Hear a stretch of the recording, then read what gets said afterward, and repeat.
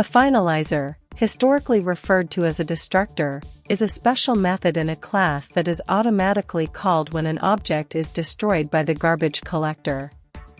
Finalizers are primarily used to release unmanaged resources, such as file handles, database connections, or network sockets, that are not automatically managed by the .NET runtime.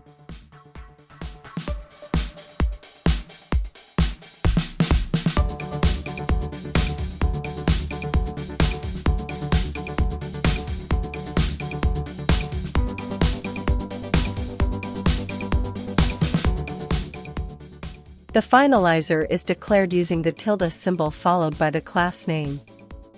This method is called just before the object is destroyed by the garbage collector, and it provides an opportunity to clean up unmanaged resources. However, relying on finalizers is generally not recommended, as they are non-deterministic, meaning they may not be called immediately or predictably.